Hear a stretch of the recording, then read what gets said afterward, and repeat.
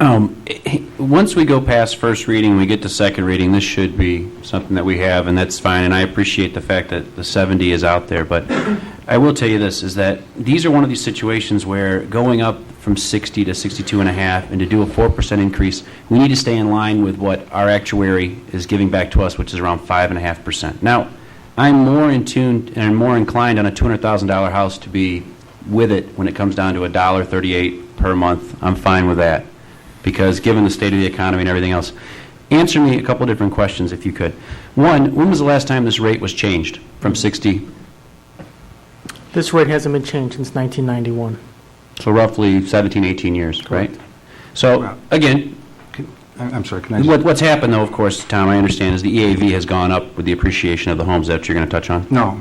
I think the backup material, and if I'm reading it right, Rudy, on page 153 of the CAFR, the rate and when it last was changed, it looks like it was 01, it was 53 cents, and then went to 60 and 02, just for clarification. Right. I mean, at various times it was lower than 60, but it hasn't been over 60, I guess, since 1991. So it's only been It's been increased in 8 years then? 8 years. 7 or 8 years? Yeah. I mean, this is something that you have to keep pace with the different things. I mean, we can blame everything on the investment rate of return. 3.5% over 10 years is a horrible average annual rate of return. These guys should be fired who are managing our money. I mean, it's just awful. So not all the burden has to fall on the taxpayer that's out there.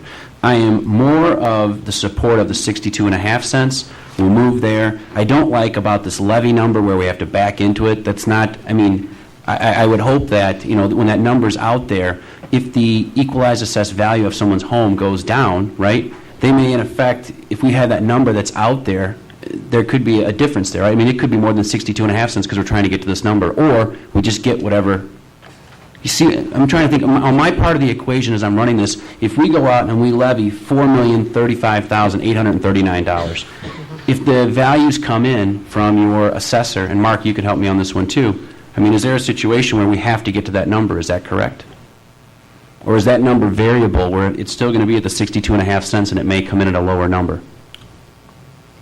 It could possibly go at a lower number just because if the EAV goes down, again, this is an estimate of the EAV, right? You're trying to hit a moving target is what you're trying to do. In a sense, yeah. But all taxing bodies are doing that. We're all doing that. We're all hoping that the EAVs, what we got from the county, lasts. I mean, if it goes down, then we're actually going to get less. We're actually going to get less than what we're levying tonight.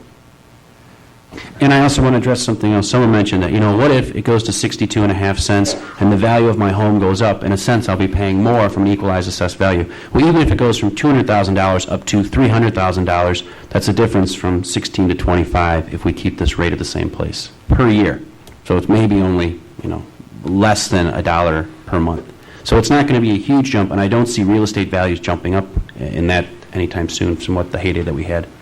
But I'm in full support of a 4% and that we continue to look at this on an annual basis.